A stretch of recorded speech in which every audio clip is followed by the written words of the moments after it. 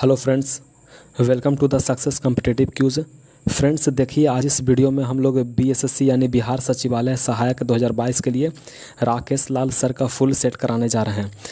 इससे पहले भी आपको हमारे चैनल पर बीएसएससी सीजीएल के प्रीवियस सेट मिलेंगे। अगर आपने अभी तक वीडियो नहीं देखा है तो वीडियो को ज़रूर देखें और वीडियो देखने के बाद लाइक करें और ज़्यादा से ज़्यादा लोगों को शेयर कर दें ताकि आपको हमारे चैनल पर डेली एक सेट अपलोड मिले।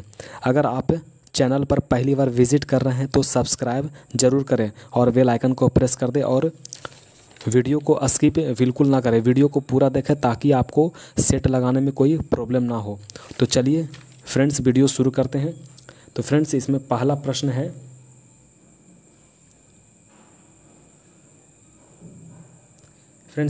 प्रश्न है, निम्नलिखित में से कौन सा उपकरण सर्किट में करंट की उपस्थिति का पता लगा सकता है। तो सर्किट में करंट की उपस्थिति का पता जो है कौन लगाता है, तो गैल्वेनोमीटर लगाता है। अगला प्रश्न है, निम्नलिखित में से कौन सी एक अदिश राशि नहीं। तो इनमें से चार ऑप्शन में कौन सा जो है एक अदिश राशि नहीं है। तो इसका आंसर है टॉर्क। टॉर्क जो है अदिश राशि नहीं है। इसके बाद अगला प्रश्न है,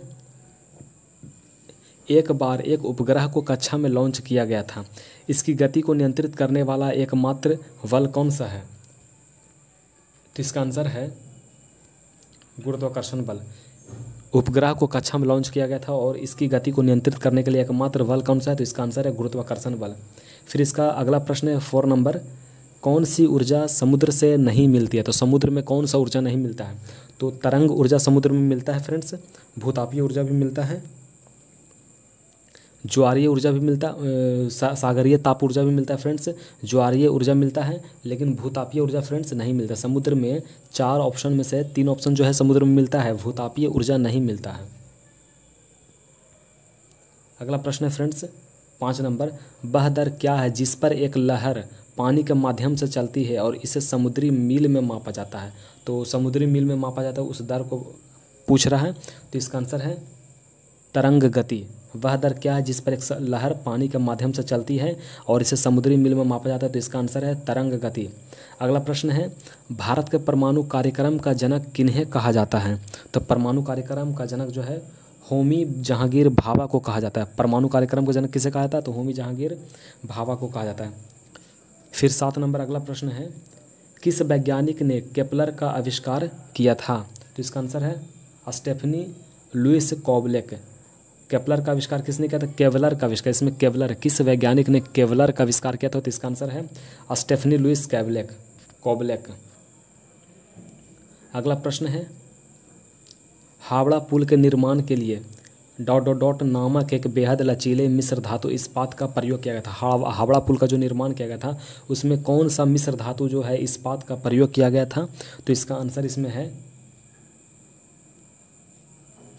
टिस्क्रोम।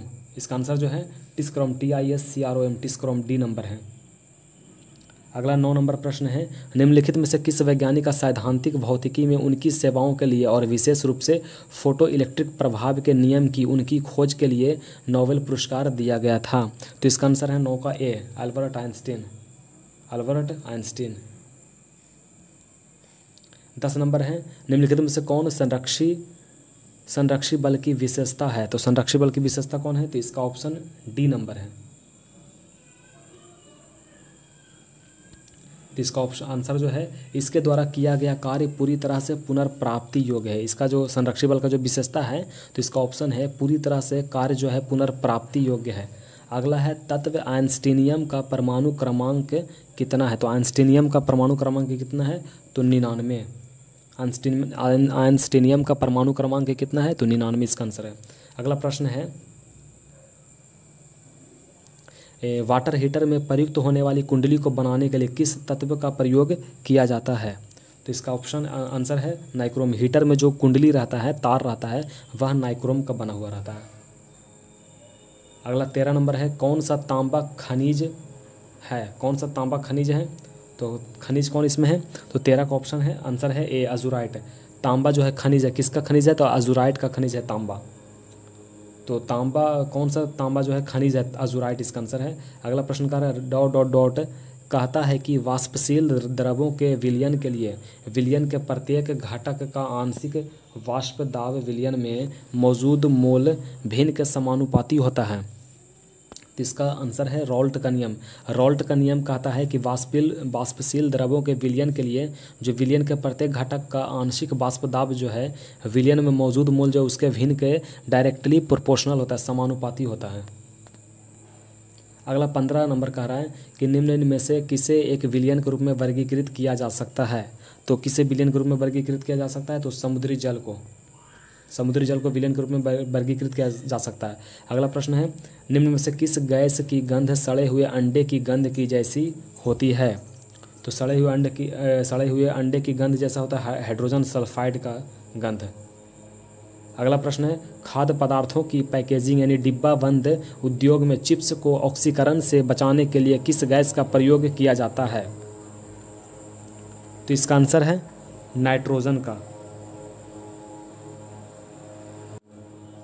अगला प्रश्न है निम्नलिखित में से कौन सा पादप हार्मोन विकास को नियंत्रित करता है, विशेष रूप से तनों में कोशिका वृद्धि को उत्तेजित करके। तो इसका आंसर है ऑक्सिन। इसका आंसर क्या है, ऑक्सिन है। कह रहा है कि कौन सा पादप हार्मोन विकास को नियंत्रित करता है, विशेष रूप से तनों में कोशिका वृद्धि को उत्तेजित करके। तो इसका आंसर है ऑक्सिन। 19 नंबर है पौधों में प्रोटीन के संश्लेषण में निम्नलिखित में से कौन सा आवश्यक तत्व उपयोग किया जाता है। तो प्रोटीन के संश्लेषण के लिए कौन सा आवश्यक तत्व जो है उपयोग किया जाता है। तो इसका आंसर है नाइट्रोजन है। फिर अगला प्रश्न है हाइपोकाइलेमिया किसकी कमी के कारण होता है। तो हाइपोकाइलेमिया जो है पोटेशियम की कमी के कारण हाइपोकाइलेमिया होता है। अगला प्रश्न है खालिस्तान एक एकल कोशिका की एक उर्वर वयस्क जीव पैदा करने की क्षमता है। तो एक उर्वर वयस्क जीव पैदा करने की क्षमता जो है एकल कोशिका का जो नाम पूछ रहा है, तो इसका आंसर जो है टोटीपोटेंसी। इसका आंसर जो है टोटीपोटेंसी। टोटीपोटेंसी जो है एक एकल कोशिका की एक उर्वर वयस्क जीव पैदा करने की क्षमता रखता है, टोटीपोटेंसी। अगला प्रश्न है किस कोशिकांग को कोशिका के बिजली घर के नाम से भी जाना जाता है। तो इसका आंसर आप लोग जानते होंगे माइटोकॉन्ड्रिया को कोशिका का बिजली घर कहते हैं। अगला प्रश्न है निम्नलिखित में से कौन अस्थि मज्जा द्वारा निर्मित एक प्रकार की रक्त कोशिका नहीं है। तो एक प्रकार की रक्त कोशिका जो है ऑस्टियोक्लास्ट जो है ना, एक प्रकार की रक्त कोशिका नहीं है। ये लाल रक्त कोशिका जो आरबीसी है, श्वेत रक्त कोशिका डब्ल्यूबीसी है, और तीसरा रक्त जो होता है प्लेटलेटस होता है। लेकिन ऑस्टियोक्लास्ट जो है किसी भी प्रकार का रक्त नहीं है। अगला प्रश्न है निम्नलिखित में से कौन सा जीव अंडोत्पन्न है, यानी कि कौन सा जीव जो है अंडा उत्पन्न करता है। तो इसका आंसर है 24 का ए मेढक जो अंडा उत्पन्न करता है। बाकी चूहा जो है डायरेक्ट बच्चा देता है, गिलहरी बच्चा देता है, खरगोश भी है जो बच्चा देता है, लेकिन मेढक जो है अंडा पैदा करता है। अगला प्रश्न है कैप्रा एगाग्रस हिरकस को सामान्य रूप से किस नाम से जाना जाता है। तो कैप्रा एगाग्रस हिरकस किसे कहा जाता है। तो इसका आंसर है बकरी को। बकरी का जो वैज्ञानिक नाम है कैप्रा एगाग्रास कहते हैं। ऐसे समझिएगा ग्रास मीन्स क्या होता है, घास। तो ग्रास मीन्स घास होता है, घास कौन खाता है, तो बकरी खाते हैं। इसका आंसर हो जाएगा बकरी। अगला प्रश्न है general studies and current affairs से, ये दोनों मिलाकर 50 प्रश्न हैं। तो चलिए पहला प्रश्न करते हैं। 26 नंबर भागवत धर्म से संबंधित प्राचीनतम अभिलेखीय साक्ष्य है। तो इसका आंसर है हेलियोडोरस का वेशनगर अभिलेख। भागवत धर्म से जो संबंधित प्राचीनतम अभिलेखीय साक्ष्य जो है हेलियोडोरस का वेशनगर अभिलेख है।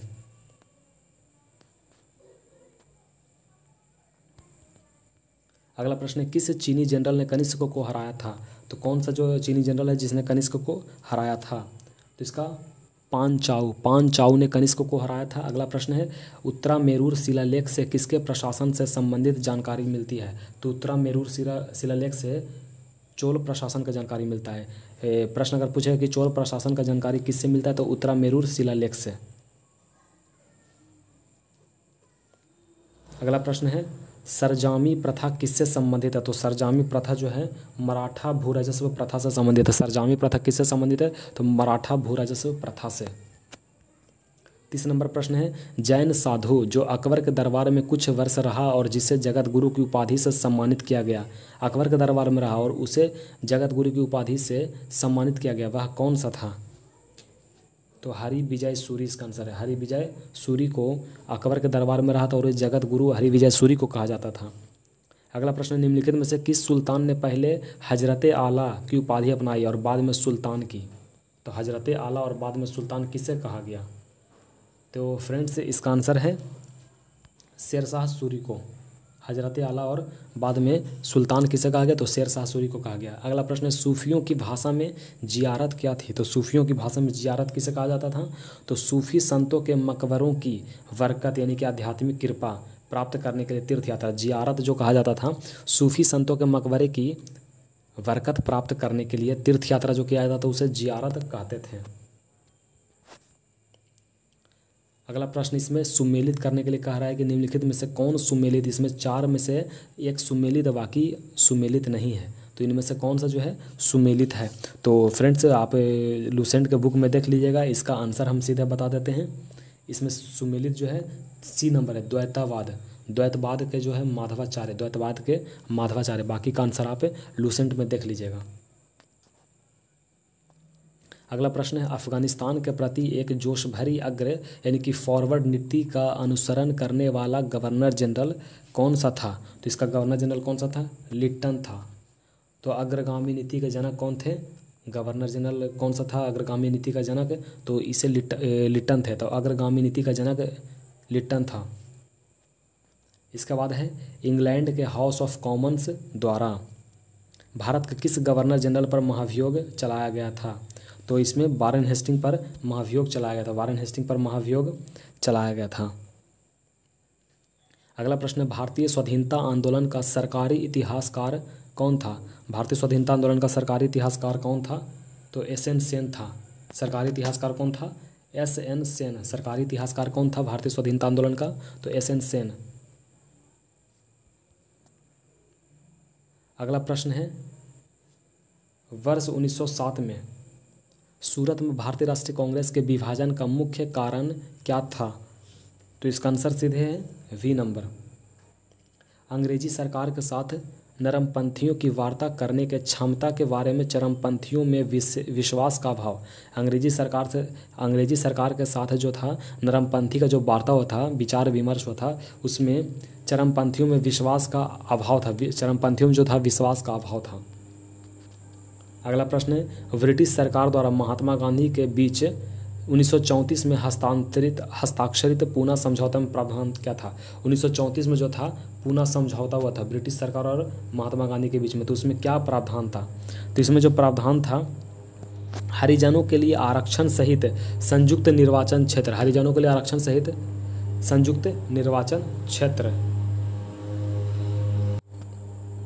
अगला प्रश्न है, एम.सी. सीतलवाड़ और वी.एन. राव तथा अल्लादी कृष्ण स्वामी अय्यर प्रख्यात सदस्य थे। किसके सदस्य थे? एम.सी. सीतलवाड़, वी.एन. राव तथा अल्लादी कृष्ण स्वामी अय्यर।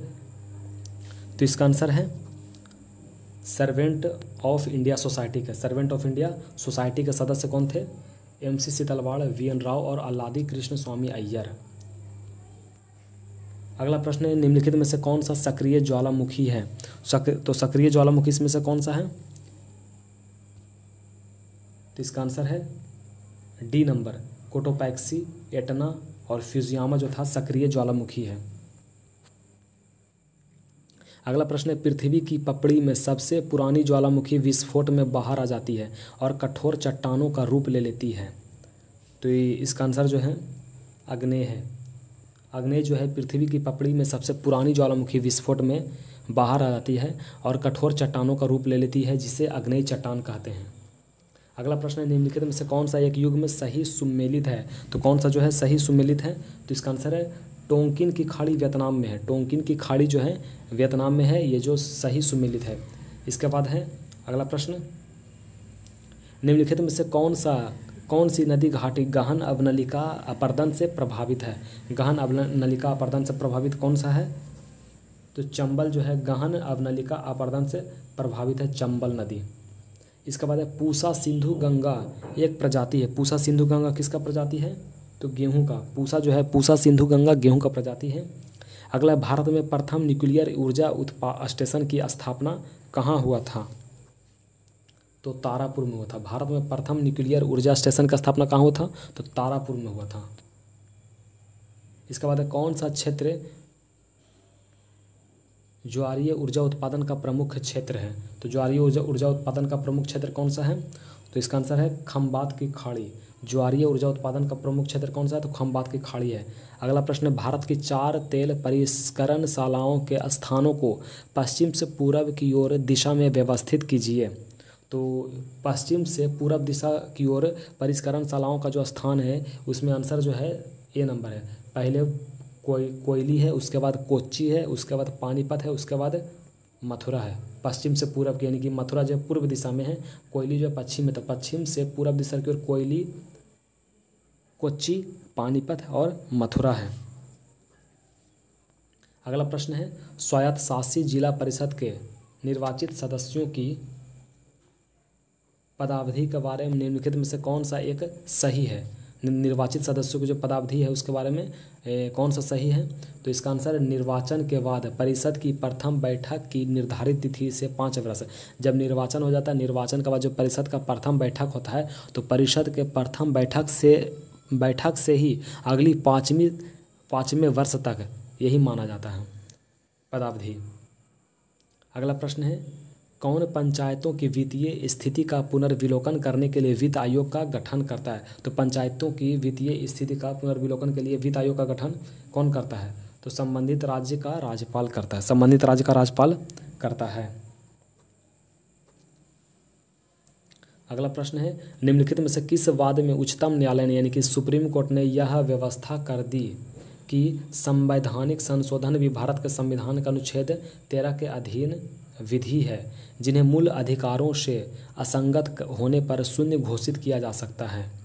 तो इसका आंसर है गोलकनाथ वाद। गोलकनाथ केस में यह कहा गया था कि संवैधानिक संशोधन भी भारत के संविधान के अनुच्छेद 13 के अधीन विधि है। 13 के अधीन ही एक नियम है, जिन्हें मूल अधिकारों से असंगत होने पर, यानी कि मूल अधिकार का अगर वह पालन नहीं करेगा तो उसे भी शून्य घोषित किया जा सकता है। गोलकनाथ वाद में कहा गया था। अगला प्रश्न है, भारत में कार्यकारी प्रमुख किसे माना जाता है? तो कार्यकारी प्रमुख किसे माना जाता है? प्रधानमंत्री को कार्यकारी प्रमुख माना जाता है। अगला प्रश्न है, लोकसभा अध्यक्ष के पद के विषय में निम्नलिखित कथनों पर विचार करें। तो निम्नलिखित कथनों पर विचार करें, इसका आंसर केवल सी नंबर है। यदि वह त्यागपत्र देना चाहे तो उसे अपना त्यागपत्र उपाध्यक्ष को देना होगा। अगर लोकसभा का अध्यक्ष अगर त्यागपत्र देना चाहे, इस्तीफा, तो वह उपाध्यक्ष को देगा, लोकसभा के उपाध्यक्ष को। इसका बाद अगला प्रश्न है 53 नंबर, भारत में द्वैध शासन सबसे पहले किसके अधीन आरंभ हुआ था? तो द्वैध शासन जो है चेम्सफोर्ड के टाइम में हुआ था। सबसे पहले द्वैध शासन चेम्सफोर्ड सुधार के अधीन शुरू हुआ था। अगला प्रश्न है 54 नंबर, सूची 1 सूची 2 को सुमेलित कीजिए और सही कूट का प्रयोग कीजिए। तो देखिए इसमें 54 नंबर जो है इसका आंसर सी नंबर है। तो सी नंबर के हिसाब से अनुच्छेद 323 में किसका वर्णन? तो अनुच्छेद 323 में प्रशासनिक अधिकरण का वर्णन है। अनुच्छेद 323 के ए में प्रशासनिक अधिकरण का वर्णन है। आप लोग जानते होंगे कि 324 में निर्वाचन का वर्णन है। 324 में निर्वाचन का वर्णन है। इसके बाद फिर 330 का वर्णन किससे है? तो 330 का वर्णन अनुसूचित जाति और अनुसूचित जनजाति सदस्यों के आरक्षण, एससी और एसटी का सदस्य का आरक्षण 330 में है। और उसके बाद अनुच्छेद 320 का वर्णन किसमें? तो लोकसभा के आयोग के कार्य, लोकसभा का आयोग का कार्य अनुच्छेद 320 में है। अनुसूचित जाति और जनजाति सदस्यों के आरक्षण जो है 330 में है। निर्वाचन का वर्णन जो है 324 में है और प्रशासनिक अधिकरण 323 के ए में है। आंसर सी नंबर है।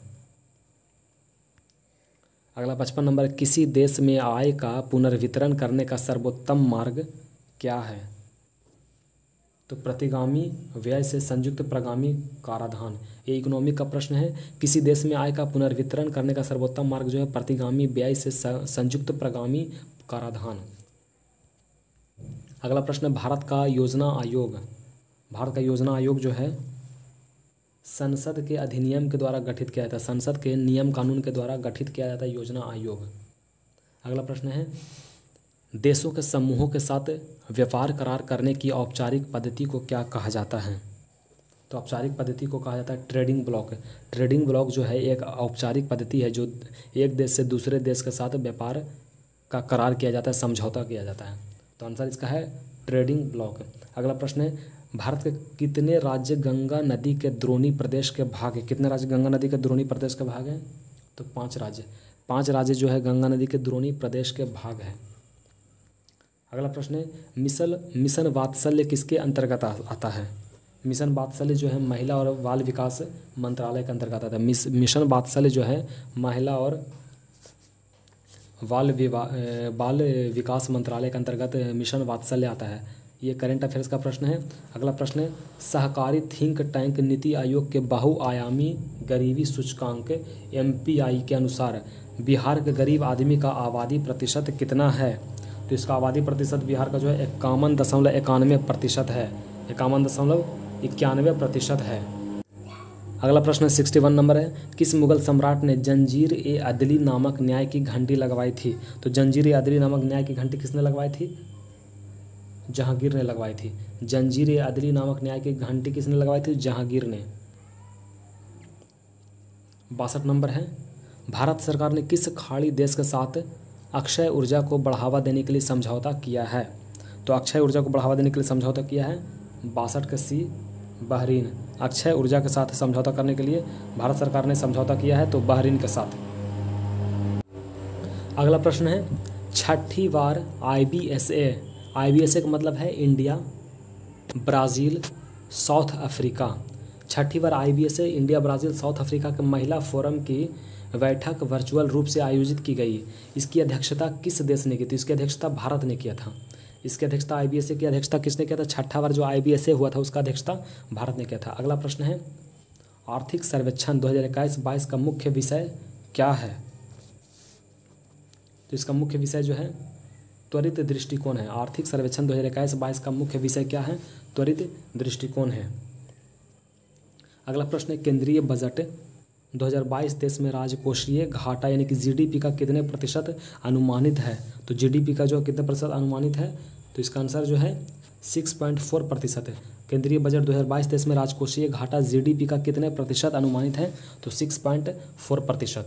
अगला प्रश्न है WWE ने किस भारतीय रेसलर को हॉल ऑफ द फेम 2021 में शामिल किया है? तो इसका आंसर है द ग्रेट खली को WWE ने भारतीय रेसलर द ग्रेट खली को WWE ने हॉल ऑफ द फेम 2021 में शामिल किया है। अगला प्रश्न है 67 नंबर हाल ही में किस खिलाड़ी को परम विशिष्ट सेवा पद से सम्मानित किया गया है? तो इसका आंसर है नीरज चोपड़ा। परम विशिष्ट सेवा पदक किसे दिया गया? तो नीरज चोपड़ा को दिया गया। अगला प्रश्न है महात्मा गांधी ने पहला आमरण अनशन कब शुरू किया था? तो पहला आमरण अनशन जो है कम्युनल अवार्ड के समय किया था। पहला आमरण अनशन कब शुरू किया था? तो कम्युनल अवार्ड के समय शुरू किया गया था। अगला प्रश्न है पंचायती राज एक व्यवस्था है। तो पंचायती राज व्यवस्था क्या है? तो इसका आंसर है 1 2 3 सी नंबर। 1 2 3 सी नंबर है। स्थानीय स्तर पर स्वशासन की एक व्यवस्था है पंचायती राज। जैन संबंधों के साथ त्रिस्तरीय अधिकरण है। तो 69 नंबर प्रश्न है पंचायती राज एक व्यवस्था है। तो पंचायती राज एक व्यवस्था क्या है? तो इसका आंसर है सी नंबर 1 2 3। स्थानीय स्तर पर स्वशासन की एक व्यवस्था है। दूसरा ऑप्शन भी सही है जैव संबंधों के साथ त्रिस्तरीय अभिशासन की। तीसरा नंबर है लोकतांत्रिक विकेंद्रीकरण की। तो ये तीनों आंसर सही 1 2 3। स्थानीय स्तर पर स्वशासन की एक व्यवस्था है पंचायती राज, जैव संबंधों के साथ त्रिस्तरीय अभिशासन की व्यवस्था है पंचायती राज, और लोकतांत्रिक विकेंद्रीकरण की भी व्यवस्था है पंचायती राज। तो इसका आंसर जो है 1 2 3 सी नंबर है। अगला प्रश्न 70 नंबर है लोक अदालतों के संदर्भ में निम्नलिखित कथनों में से कौन सा एक सही है? तो कौन सा एक सही है? तो इसका आंसर है डी नंबर उपर्युक्त में से कोई सा भी कथन सही नहीं। देखिए लोक अदालत के बारे में कह रहा है कि लोक अदालत के बारे में कौन सा कथन जो है सही है? तो लोक अदालतों की अधिकारिता मुकदमा दायर करने से पहले के मामले को निपटारा करने की है और उन मामलों को नहीं जो किसी न्यायालय में लंबित हो। ये ऑप्शन गलत है। किसी भी न्यायालय में अगर कोई मामला लंबित है तो उसको भी निपटारा करने का जो है पावर जो है लोक अदालत को है, तो ये ऑप्शन गलत है।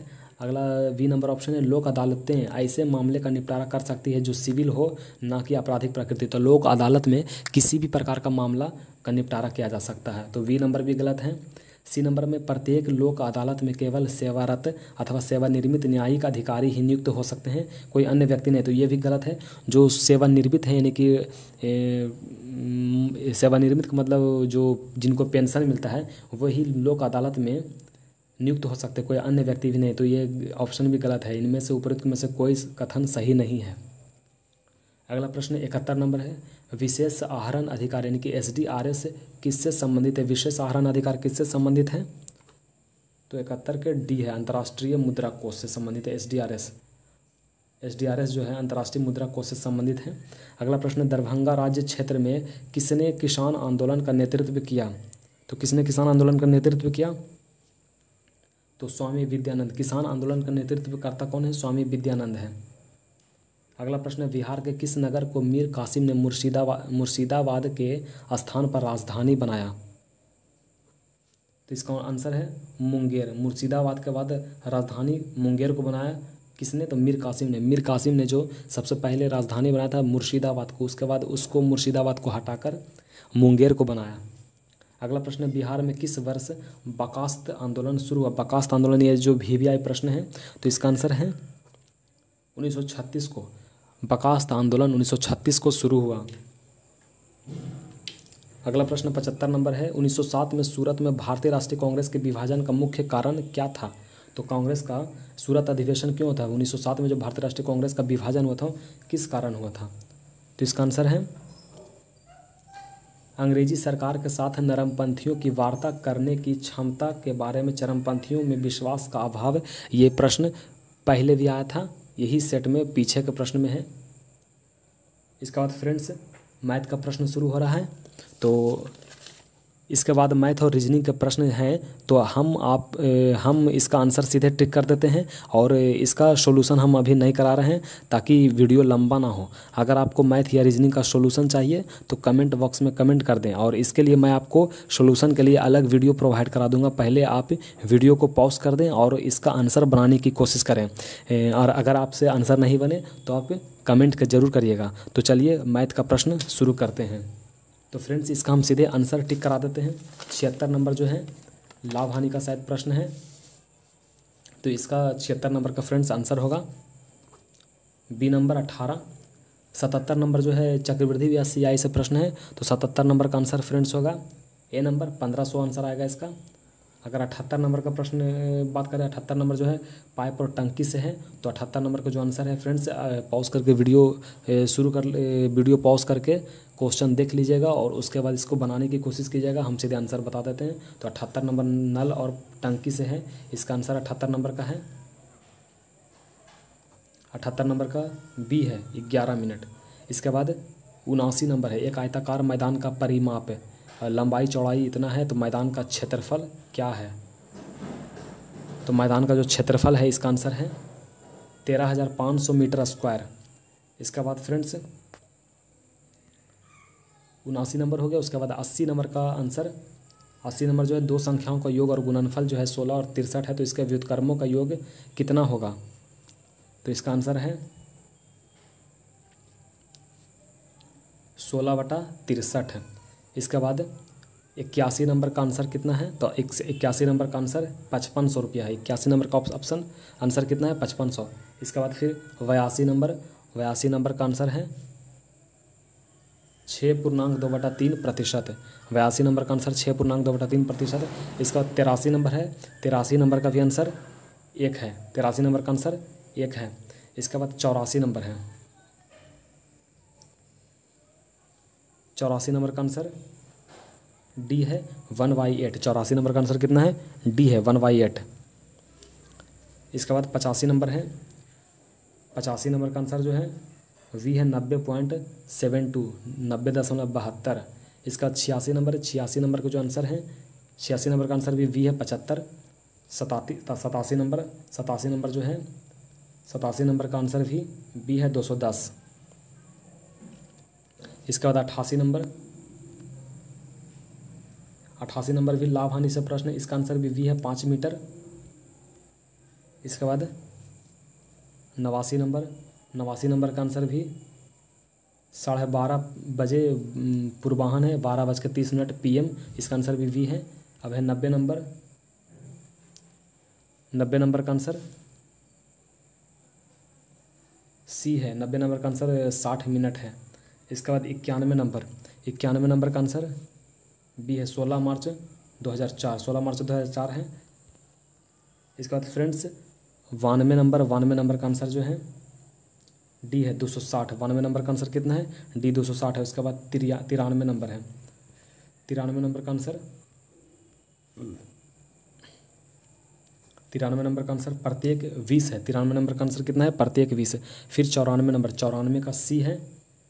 96 का कितना है, तो 94 का सी है। उसके बाद 95 का आंसर है,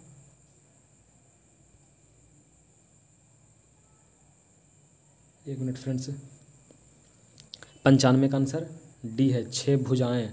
उसके बाद फिर 96 का आंसर भी डी है, 25%। 96 का आंसर जो है डी है, 25%। उसके बाद 97 नंबर का आंसर जो है सी है, 41। उसके बाद फिर 98 है, तो 98 का आंसर भी सी है, 80 रुपया। 98 का आंसर सी है, 80 रुपया। उसके बाद 99 का जो आंसर है बी है, 1600 रुपये। 99 का आंसर जो है बी है, 1600। 99 का आंसर 1600 है। उसके बाद 100 नंबर है, 100 नंबर का जो आंसर है ए है, 14.8% लाभ है, 14.8%। तो फ्रेंड्स 101 नंबर जो है रीजनिंग का प्रश्न है, तो 101 नंबर का आंसर जो है सी है, वोकेशन। 101 नंबर का आंसर कितना है, वोकेशन है। इसके बाद 102 नंबर है, 102 नंबर का आंसर जो है 20 है। 102 नंबर का आंसर कितना है, 102 नंबर का आंसर 20 है। अब है 103 नंबर, 103 नंबर का आंसर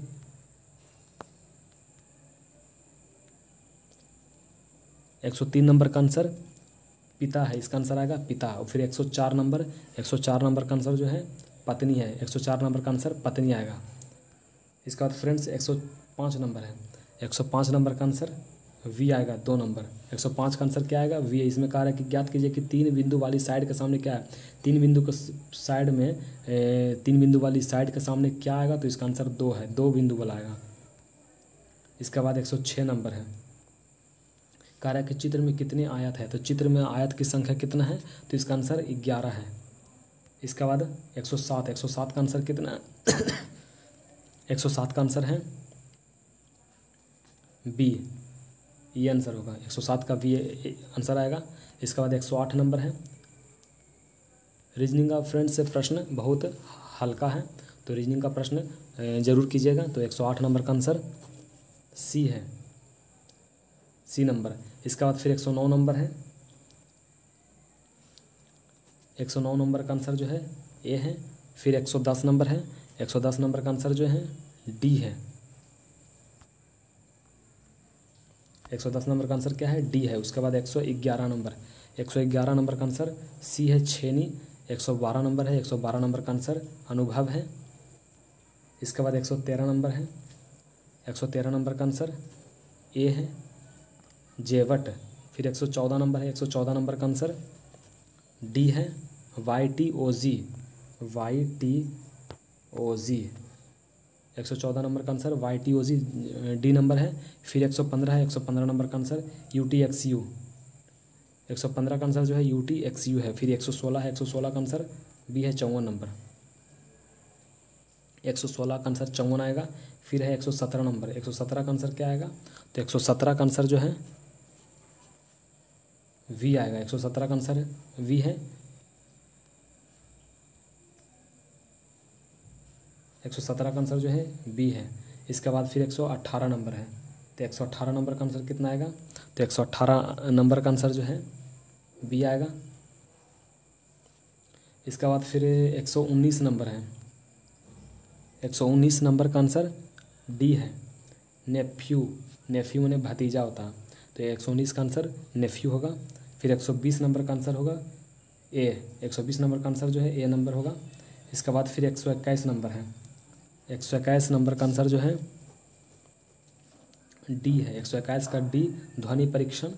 फिर 122 का आंसर ए है, सूक्ष्म फिल्म माइक्रो फिल्म। फिर 123 का आंसर क्या है, सी नंबर है।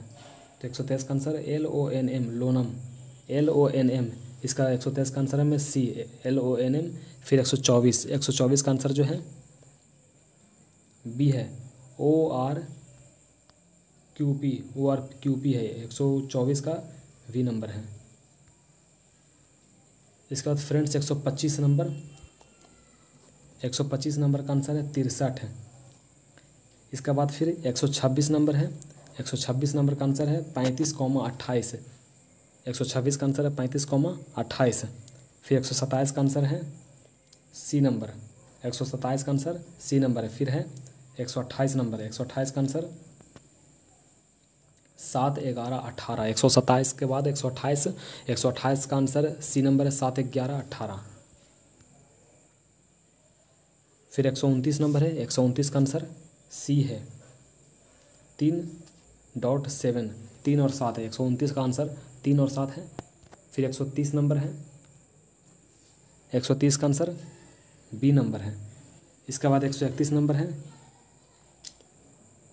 131 नंबर के बारे में बता रहे कि शब्दों का सार्थक क्रम दर्शाइए। सबसे पहले क्या होता है, जन्म होता है, फिर जन्म के बाद फिर शिक्षा होता है, यही सब आंसर इसमें पूछ रहा है। तो 131 नंबर का आंसर जो है सी नंबर है, जन्म के बाद शिक्षा, इसके बाद फिर विवाह होता है, उसके बाद फिर मृत्यु, उसके बाद अंत्येष्टि। इसको सीरीज क्रम में दर्शाना है। तो इसके बाद फिर 132 नंबर है, 132 नंबर का आंसर ए है। इसके बाद 133 नंबर, 133 नंबर का आंसर डी है, AVVAA। 133 नंबर का आंसर कितना है, डी नंबर। इसके बाद है 134 नंबर, 134 नंबर का आंसर बी है, IPZ। 134 नंबर का आंसर कितना है, IPZ वी नंबर। फिर 135 नंबर का आंसर सी है, बामन। 135 नंबर का आंसर कितना है, सी, बामन। फिर 136 नंबर, 136 नंबर का आंसर 120 है, ए नंबर। 136 नंबर का जो आंसर है बीच में गैप किया गया तो इसका आंसर 120 है। फिर 137 नंबर का आंसर 137 का डी, 792। 137 का आंसर कितना है, डी है। इसके बाद फिर 138 नंबर, 138 का ए है। फिर 139 नंबर है, तो 139 नंबर का जो आंसर है, पहले प्रश्न फ्रेंड्स प्रश्न देख लीजिए, प्रश्न को पॉज करके देख लीजिए, उसके बाद फिर आंसर बता देते हैं। 139 नंबर का आंसर जो है सी है, प्लस और माइनस। 139 का आंसर है प्लस और माइनस। फिर 140 नंबर, 140 नंबर का आंसर जो है डी है, 22 नंबर। 140 का आंसर जो डी, 22। फिर है 141, 141 का आंसर, 141 का आंसर भी डी है। इसके बाद फिर 142 है फ्रेंड्स, 142 का आंसर सी है, 7। फिर इसके बाद फ्रेंड्स 143 है,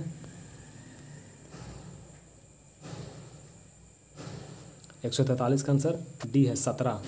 फ्रेंड्स इसके बाद फिर 144 है, 144 का आंसर सी है, 144 का आंसर सी है।